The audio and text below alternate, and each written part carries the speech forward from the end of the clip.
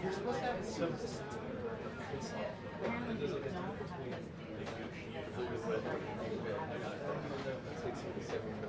I learned that today. You learn something new every day. That's what I showed you. I know the journal is called. My current employer with my old one.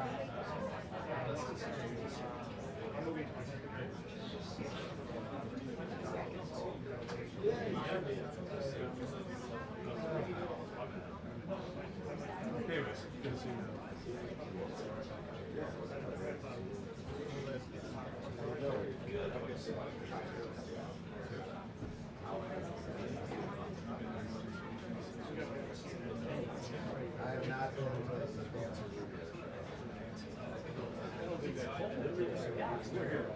Yeah, what is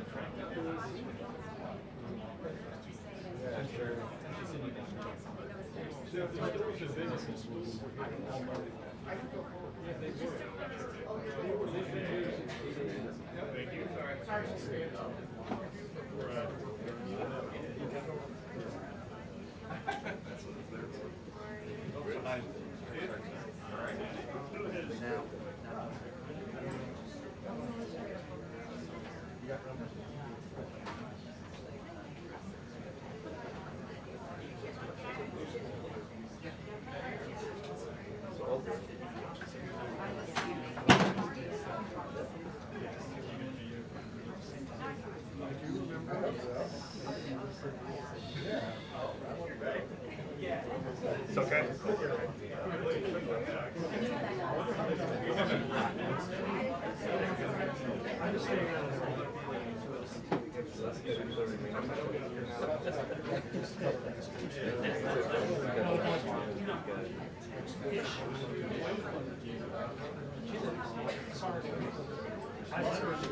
Oh, I know she's in.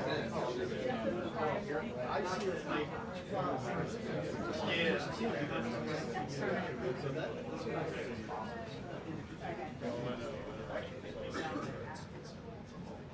Not really. Well, I mean, I would think that our streets are really funny. No, they are.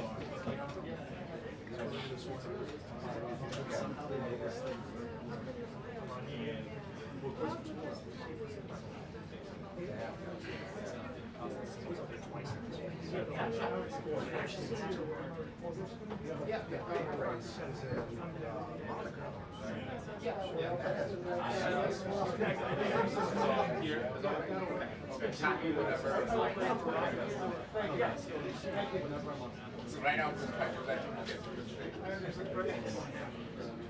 Oh, that's, I'm actually just like that. Yeah, this is a. Is this an IndyCar is very similar to that.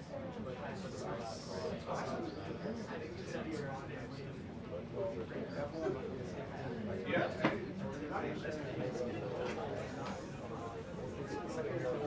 Yeah, exactly.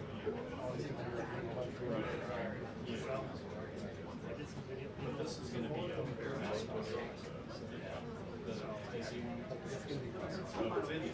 I mean,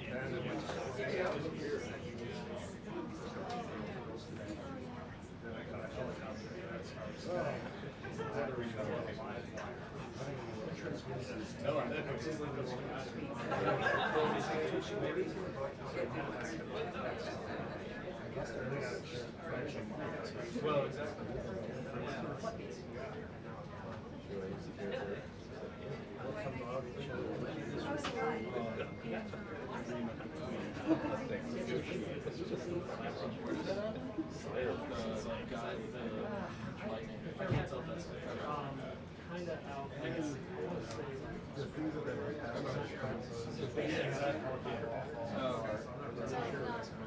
Yeah.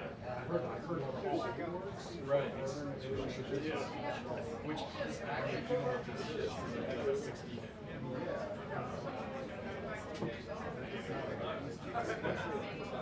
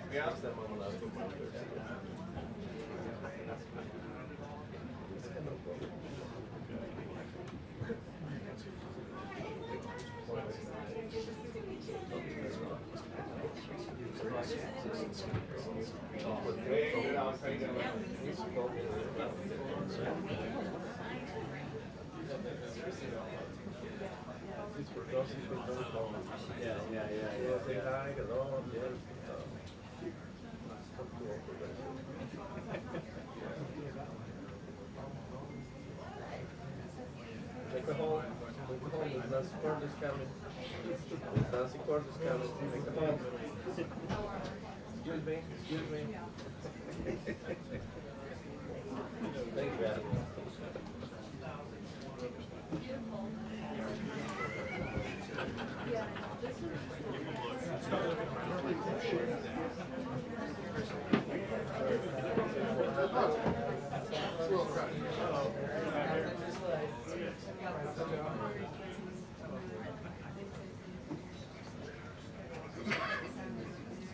Nancy, just keep it. 1, 2, 3. 1, 2, 3, 4, 5, 6, 7, 8, 9, 10.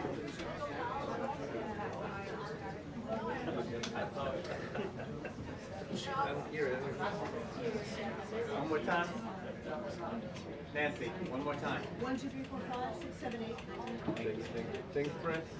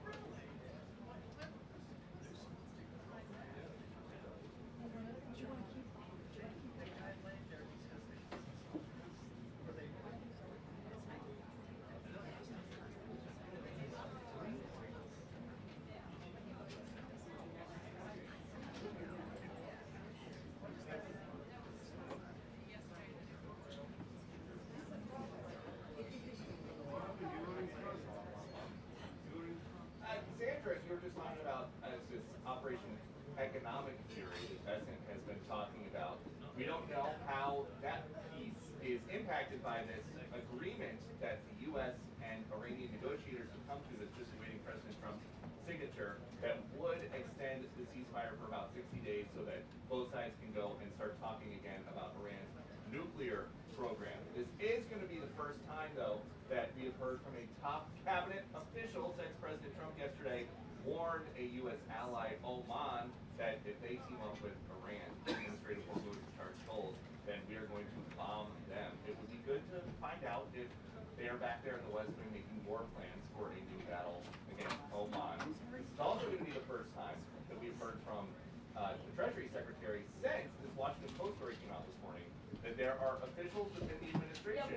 want there to be a new piece of currency, a $250 bill with Scott Bessent's signature right next to a picture of Donald Trump. They would have to change a law that says you can't be U.S. currency with anybody who is still alive. Maybe they're going to do that. We hope to find out. Something else interesting about the format today, it is Scott Bessent because Caroline Levin is still on maternity leave. The first two backups for Caroline over the last couple weeks, J.D. Vance and Marco Rubio, widely believed to have presidential ambitions. Does this mean that we can get Scott Bessent for president 2028? Maybe we'll find that out. The president has put in place as Iran has been dictating control over the Strait of Hormuz, not allowing candidates to get through there. That has created so many of the economic conditions and headwinds that the United States has been dealing with, and obviously other various countries. And basically would jumpstart a 60-day period where then they would get to the big issues here, the two issues that so far have been the main sticking points in any agreement, and that is on what to do about Iran's ambitions to make nuclear weapon and what to do with the enriched uranium. As the president has talked about it multiple times, moving it on, countries that could be involved in that, that is still a huge issue. So it remains to be seen if any of this actually comes to a full agreement. For those who've gotten close to the program, U.S. officials sound very optimistic. Thank you. Nobody has told me that today. I'm like 6'4" plus. Depends on how spiked up my hair is.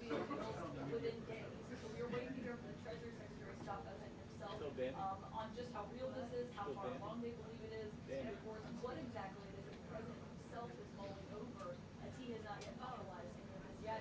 And also what they've heard from Iran's leader, the supreme leader there, the key negotiators that they've been dealing with, if they've actually signed off on this, because that's been an issue the president himself has talked about before.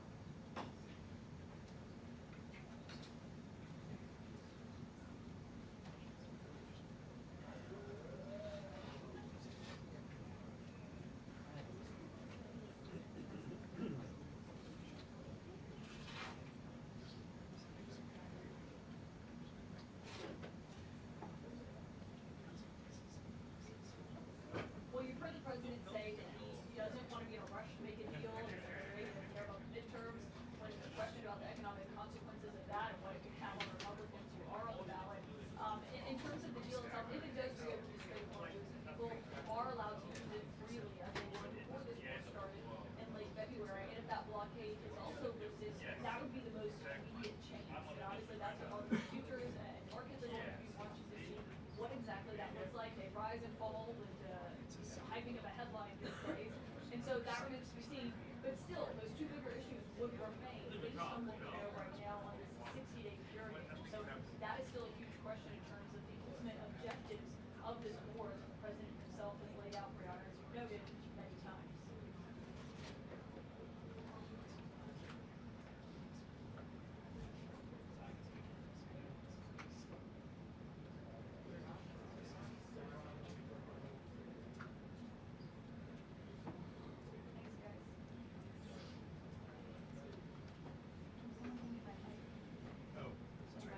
Right here.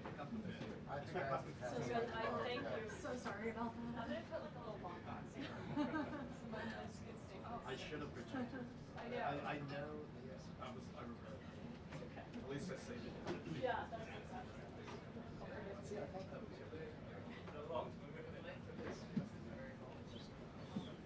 It's very important. Honestly, it is.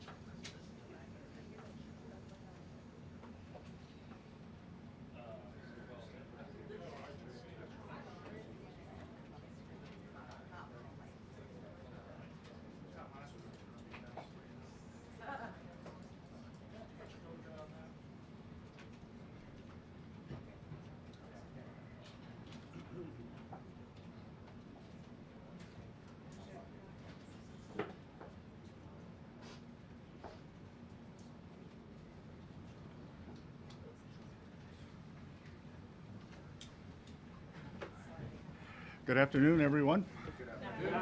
Good. I'd like to say it's a pleasure to be here today. This is my warm-up for my Senate and House hearings next week, so I don't want anyone yelling, reclaim my time. So let's start out with Trump accounts. Trump accounts, I believe, are the most important benefit for young people since the GI Bill. Today, the app is now available on all major platforms, bringing the president's vision directly to American homes. Nearly 6 million American children have been signed up for Trump accounts, which will launch on July 4th. And I would encourage all of you to go to trumpaccount.gov to sign up. We had a historic tax filing season. We passed the largest tax cuts in American history. The average refund this filing season is nearly $3,300, an 11% increase from last year.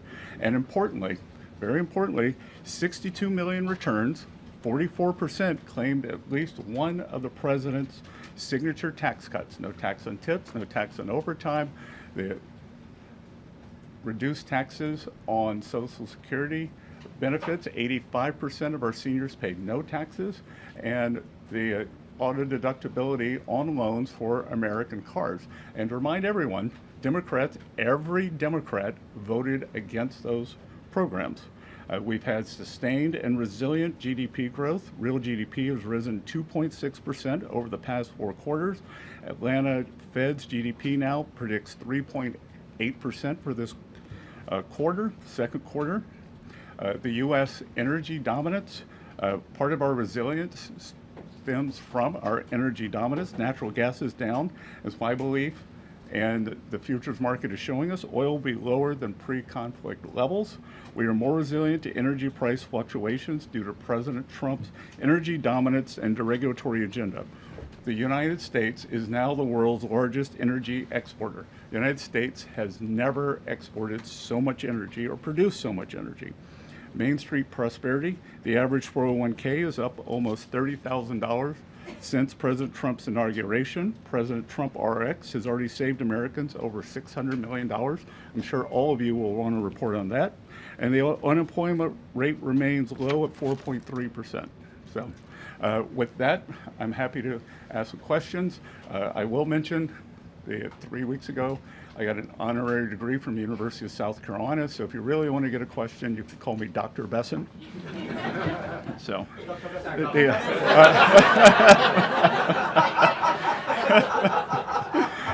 Bessent, I want to start with these Trump accounts. You know, there's a lot of people, a lot of working class Americans that maybe don't have the financial expertise when it comes to stock markets and investing in general.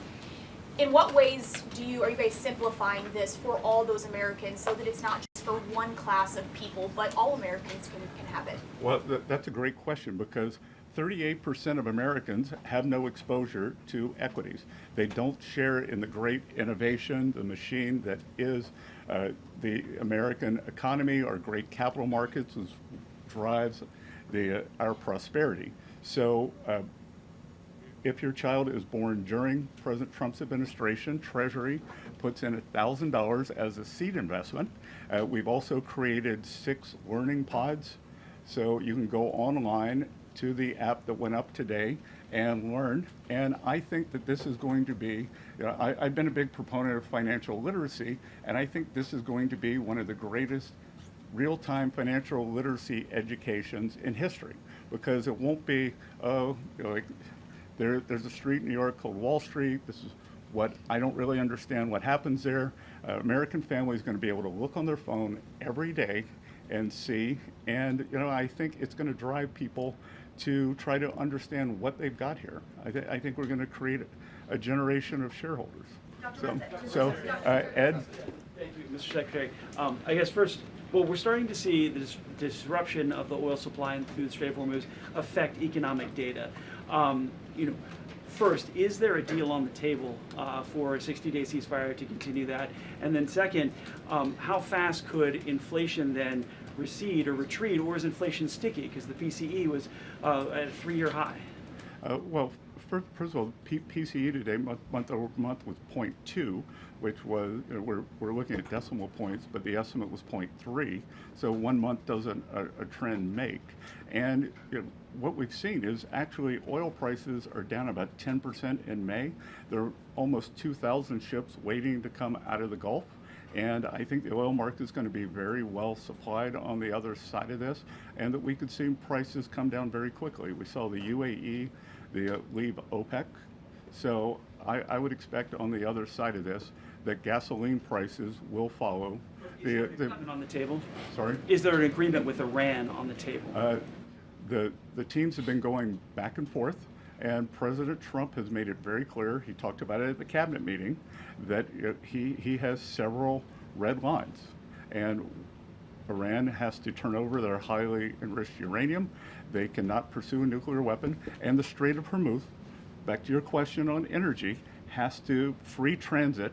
Navigation of the seas has to be free and open as it was before. So he's not going to take a bad deal. He's going to make a great deal for the American people.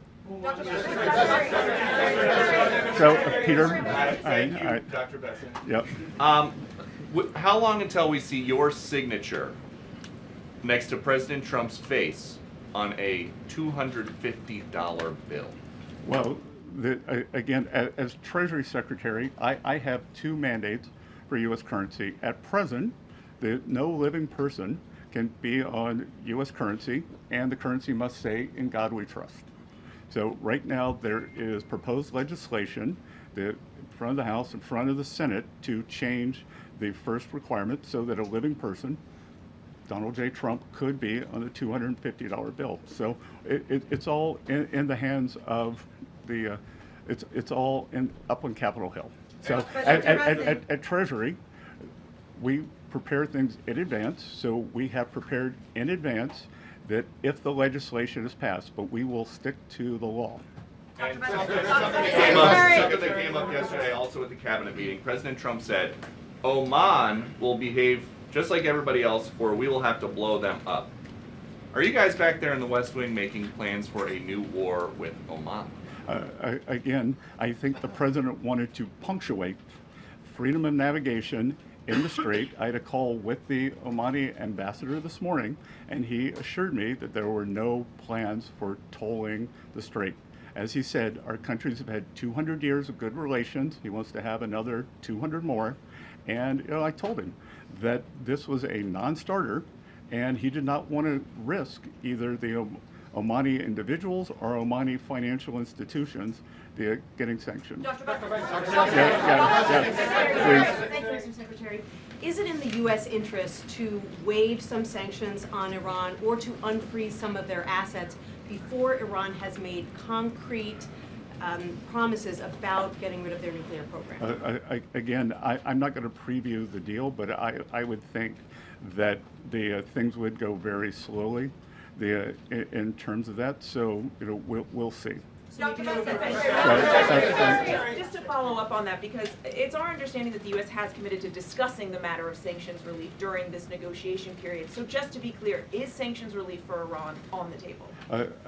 Again, it is a multifaceted agreement, and nothing is going to be on the table until we see the Strait of Hormuz open and the Iranians agree that they have to turn over the highly enriched uranium and that they can't have a nuclear program. And to be clear here, that this administration, President Trump, has done something that no other administration is able to do.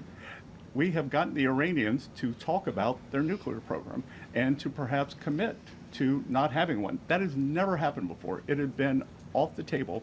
So I think when you look at the results of the kinetic action of our economic pressure, it has worked to bring them to the table and have a discussion on this. Thank you, Mr. Secretary. I just want to follow up. You said that the teams have been going back and forth, but can you confirm whether or not a tentative agreement has been reached in these negotiations with Iran? Again, everything depends on what the president wants to do, and President Trump is not going to make a bad deal for the American people, for the U.S., and he was very clear at the cabinet meeting on the yesterday what he wants. Secretary Bessent, Kara from Lindell TV. I'm sorry, did I steal his question? Because I'm not that person. No, it's you. Okay, thank you so much. Thank you for taking my question, Kara from Lindell TV. I really wanted to get your thoughts on digital currency. A lot of our viewers are increasingly worried that digital currency could one day be used to track people's spending or limit personal freedom. What's your philosophy on that, and what safeguards is the Treasury and this administration putting in place to make sure new digital payment systems protect Americans' privacy and freedoms in the future? Well, so this administration has been very clear. There will be no central bank digital currency, which I think would be the first step toward tracking. So we have taken that off the table. We've passed stablecoin legislation, with bipartisan, and the Clarity Act is now up on the Hill, and I think it has bipartisan support. And the most important thing we can do is to make digital assets come into the United States, make the U.S. the home. Our regulation, our best practices are what will ensure good standards for these. When you look at digital assets, all the nonsense that happens, all the things you read about, that's because it's the wild, wild west offshore, so we got to bring it on shore. So I would encourage the House and the Senate to get clarity done. Jack? A lot of people talking about the IRS settlement, and which has been rolled over now into this weaponization fund over at DOJ. Wanted to get your comment on the decision process, as much as you can tell, how that settlement came to be, how it was rolled over to DOJ, and then the process for those funds now as it's played out. Good. So thank you for the question. This is going to be the only question I'll take on this matter today. So there's ongoing litigation, so it'd be inappropriate for me to comment. President Trump is a great American who has endured more than 10 years of nonstop harassment and weaponization from the federal and state government actors. A bad actor at the IRS leaked more than 400,000 tax returns, including the Trump family, all the employees, and that's how we got here now. No American should be targeted for political reasons, and every citizen deserves fair treatment and full protection of the law. The Department of Justice represented Treasury and the IRS in this matter, and I'm going to have to refer any questions to Acting Attorney General Todd Blanche. So. Thanks. So President Trump has said that we can expect interest rates to come down very quickly. A number of times he did that last week. But the market at the moment probably does not expect any rate cuts this year. You know, JP Morgan said this, Morgan Stanley, and so on. So who is right, the president or the market? Well, I think, again, I believe that we will get through this challenging period now. On higher prices. On the other side of this, I've said publicly that I think we'll be back to substantial disinflation. But most importantly, I think we've got the Warsh Fed now. It's a new day at the Fed. The Treasury Secretary and the Fed Chair have lunch or breakfast every week. I had my first breakfast with Chair Warsh this morning, and I believe that he will do the right thing to balance inflation and growth. Secretary, thank you, Secretary Bessent. I hope you were calling on me. Yes. So I'd like to ask you if you could provide a little more detail on what you're doing to shut down Iran's airlines, and also on sanctions relief. A senior administration official briefed reporters over the weekend that sanctions relief will be commensurate with nuclear concessions. But at some point, if the enriched uranium is given up, should we expect pallets of cash to be flown to Iran? Could you describe how that looks? Well, a couple of things. On the airlines, one thing that we're not going to do is restrict movement for religious reasons. So Iranians who want to make the pilgrimage to Mecca or Medina will be allowed. We will also allow valid humanitarian reasons. But the other thing we can do is that when these airlines fly, they have to be refueled. They sell tickets. They pay landing fees. Anyone who accepts those, we will sanction. So they should be very clear that the state-owned Iranian airlines, they are outlaws and cannot do this. Secretary. Since you're the White House briefer today. I know you've been asked this already, but I'm wondering if you can just confirm on the record that there is a tentative deal that has been agreed for a 60-day extension of the ceasefire and then a continuation of nuclear talks. Again, it's always a mistake to get out ahead of the president, so it is all going to be the president's decision. I think that we can see that the president very clearly stated his three, the open the strait, highly enriched uranium, no nuclear program. So are those things part of the temporary deal right now, sir? Are those three aspects that you just outlined part of the temporary deal that has been agreed? That if there can be no deal without those, why would there be a deal without those? Mr. Secretary, thanks so much for taking the time. President Trump at the cabinet meeting said he thought that reducing fraud would help to balance the budget. You put out the goal of getting the deficit to 3% of GDP. What's your timeline for achieving that? And how do you think what can you say to make the markets, given where rates are, like kind of process kind of what your plan and agenda is? Well, the GAO numbers, not my numbers, believe that there's about $500 billion a year of fraud. So could we very quickly get $250 billion of that? The budget deficit is approximately $1.8 trillion. So that would reduce the deficit substantially. If we could get that $500 billion number, I think it would engender confidence. You'd probably also go into a virtuous cycle. As the budget deficit narrowed, interest rates would go down. No one reports it, but last year we actually had a fiscal contraction. Just to remind everyone, we inherited the worst budget deficit in history, when we were not in a recession or not at war, 6.7%.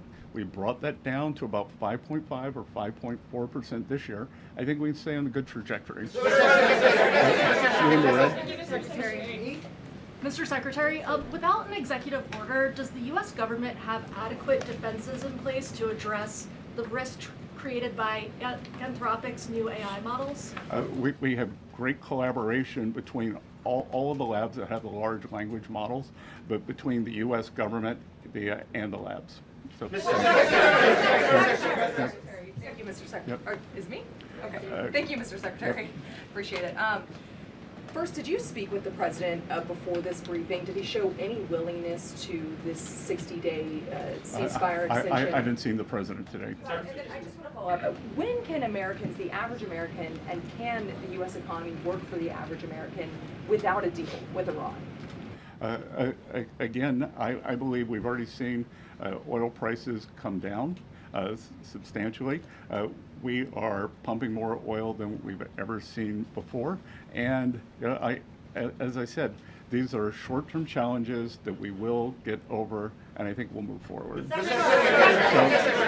in the white? Mr. Secretary, just to follow up. No, in the white. Oh, thank you, Mr. Secretary. Appreciate it. Given how much this upcoming midterm election will hinge on the economy, what did you think about President Trump's comments in the cabinet meeting yesterday saying he didn't care about the midterms? So you're calling President Trump a statesman? You're saying that he is taking a statesman-like position, that he has a core belief, and he believes that the most important thing is for Iran never to have a nuclear weapon. So I believe both things can be true, that we can do well in the midterms, that we perhaps have the makings of a deal here, and I believe that, and look, the economy, that it is challenging now, but unemployment is still low, tax refunds were high, and consumer spending is still quite high. So in my private business over the years, I always looked at what were consumers doing, not what they were saying, and I'm in constant contact with the banks, and every income quintile is still doing well. Amen. Thank you, Mr. Secretary. On the $250 bill, Mr. Secretary, you said the legalities of it are up on Capitol Hill, but I just wonder what your opinion is personally. Do you think it's a good idea for the president to put his face on America? Again, the president doesn't do it. The House and the Senate have to do it. Secretary Bessent, Secretary Bessent, what are the remaining assurances that President Trump needs to see in order for him to sign off on the agreement with Iran? I don't think it could be clear. You're following in the footsteps at the podium there of Secretary Rubio and Vice President Vance. There's been quite a lot of talk about their possible presidential ambitions. Does your presence here today indicate that we might see you running in 2020? No, I think it just means they've run out of things on the food chain. There's been some back and forth over the last several days, and also with the U.S. attacking Iranian drones yesterday. This morning, CENTCOM put out a statement that Iran had launched its ballistic missile towards Kuwait, calling it an egregious ceasefire violation. How can the administration still argue that a ceasefire is in effect? Again, with the Iranian government, we did not have regime change, but we changed the regime. As President Trump said at the cabinet meeting, as we've said other times, the first layer of leadership was eliminated, the second layer, and we're now at the third layer. And the way to think about it is the Iranian government, such as it is three pillars. It is the elected government, it is the IRGC, and it is the clerics. And they are having trouble communicating. So we are being patient.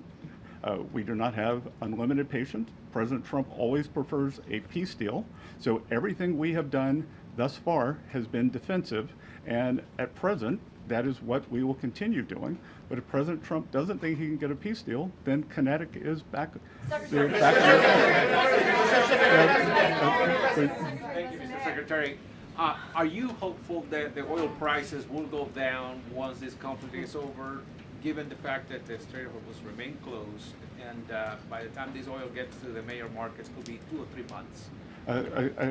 Again, we see that the market, I believe, is very well supplied right now. The market seems to be going into balance for itself. So I think that as the strait opens up, we're going to see this burst of ships come out. So we may actually see how quickly can it be refined, how quickly can it get to its destination. Thank you so much, Alina Shirazi from the Daily Mail. You wrote resilience on your cabinet note meetings. Several times the photographer zoomed into it. Are you trying to keep the president calm? Are you trying to keep yourself calm? Why did you write all those notes? So people could look over my shoulder, photograph them, and think they got a scoop. So, Is the United States considering a reconstruction program for Iran if a deal is signed? Again, I think we got to get to the deal before we get to the other side. Before we get to the you in the pink. In the red? No, in the pink. In the pink, thank you. Cristina Londoño with Telemundo Network. Mr. Secretary, how effective do you believe the current Treasury restrictions have been in pressuring the Cuban government? And also, if you're in the room when those talks are being held, are there any plans to either tighten the sanctions or to ease the sanctions against the Cuban government to get some type of change? Again, that's going to be up to the Cuban government. That they can go up, they can go down. That we've tried to get humanitarian aid in, and the regime rejected it. So because they wanted to go through their corrupt system. So they could go up, they could go down. It's carrot and stick. Secretary Rubio doing a fantastic job of managing this process, and we at Treasury are working with him. So in the red. Reagan Race with the Daily Caller. I want to ask you about Antifa. In October, the Treasury Department started working with the FBI to investigate who's funding Antifa. Can you give us an update on that investigation? How close are you guys to finding out who's funding Antifa? It is ongoing. We made substantial progress, and I think in the weeks and months ahead, we're going to have a lot to report. One thing that did go underreported that I would point out to all of you is the IRS is now giving guidance on the Form 990, which nonprofits they have to file. And we are going to encourage or demand that nonprofits know their grant recipients. So if a grant recipient is violent, If they are suppressing people's rights, then you are responsible for that. And I think that's a very good first step. There's new government data that shows that Americans are now saving a smaller share of their incomes than at any time over the past 4 years. Are you seeing signs that American households are dipping into their savings to pay for the higher costs of things like gas and groceries? And does data like that concern you right now? Well, so a lower academic literature would tell you a lower savings rate can mean one of two things. The doomer view that you took, or that people have more confidence, or it could be something else, because for instance, stock market gains or 401k gains might not show up in savings, so they're looking at that, think that they can draw down their household savings. You're obviously concerned about the risks posed by advanced AI models like Mythos to critical infrastructure. The financial sector is concerned as well. What types of changes are being considered to the AI executive order so it can pass? And do you believe that an AI executive order needs to include the pre-public access for government? Again, we're working very closely with the large language labs. They've been excellent partners, and we are going to get a solution that solves for the maximum calculus. What we want to do, the U.S. is the AI leader in the world. We're an AI superpower. China is second. They are trailing substantially. We want to make sure that we keep that lead. So we are working on the exact calculus between innovation and safety, and we want to optimize for that. So you in the glasses? Thank you, Mr. Secretary. Yep, in the glasses. Thank you very much. No, you don't have glasses on. You in the glasses. Thank you for taking my question. There was a report this morning that Justice Alito's son is working in your department. Can you confirm that that's the case? And if so, do you believe that that means that he should be, that the justice should recuse himself from cases that involve your department? I am sure that Mr. Alito follows all legal and ethical guidelines, and I can assure you that at Treasury we follow all the legal and ethical guidelines. Thank you, Mr. Secretary. I have two questions for you, but just to follow what you said about the Well, you didn't call me doctor, so I only get one. Well, I'll shoot for two.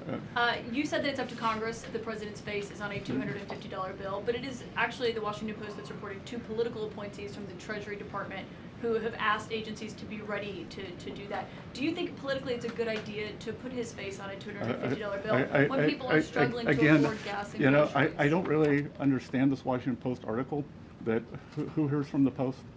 Yep, terribly written, terribly edited. Because basically what it says is that Treasury is following the law, and that we've created the bill, and that it's up to Congress, but that we follow the bill and it's up to. I didn't really understand what the story was. So, but anyway. Appointees aren't involved in that, two of your political appointees? Yeah, of course, but we prepare for everything if it gets passed. Just like we were ready 6 months in advance for the one big beautiful bill for tax guidance. So we have to prepare in advance. You can't draw something up the day before. Politically, do you think it's a good idea though when people are struggling to afford gas and groceries? Look, I think it has. I think that it's bifurcated. Do you think we should have a 250th anniversary, the celebration? Well, that's happening anyway, but putting the president's face on a $250 bill is a choice. But Caitlin, it's not happening anyway. It's happening because it's being funded by private citizens, by the federal government, by state governments, by municipal governments to celebrate our country. And I don't think that there's anything untoward about having the President of the United States, the person who was President of the United States, on the 250th anniversary bill. On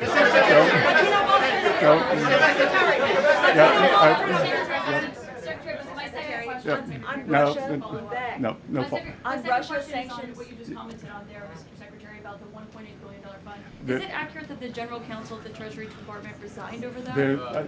I will not be taking any other questions. I will not be taking any other questions. But you know, Wall Street so. The scale of the assault from Russia on Kyiv in recent days, and the fact that diplomacy seems to have settled down. There is no diplomatic talks happening right now between Russia, Ukraine, or the U.S. What about sanctions? Is the U.S. considering sanctions on Russia at this time? Well, the U.S., this administration has put the hardest sanctions on Russia of any country. So let's review how the sanctions regime has gone since the Russian action on Ukraine. Biden administration put on what I would call mild sanctions because they were worried about gasoline prices going up into an election. It would be an unstatesmanlike sanctions.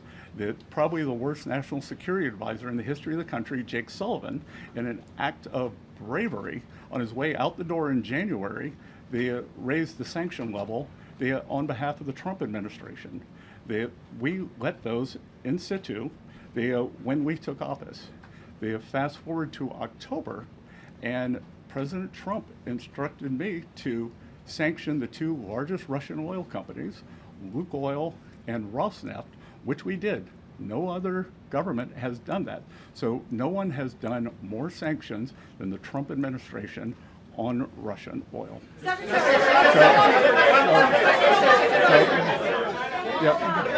Here,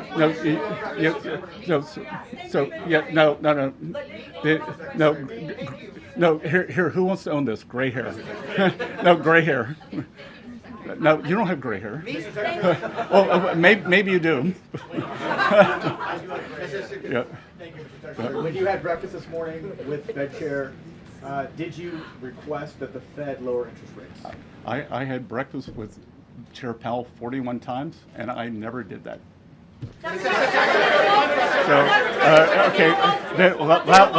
Last question. Thanks, sir.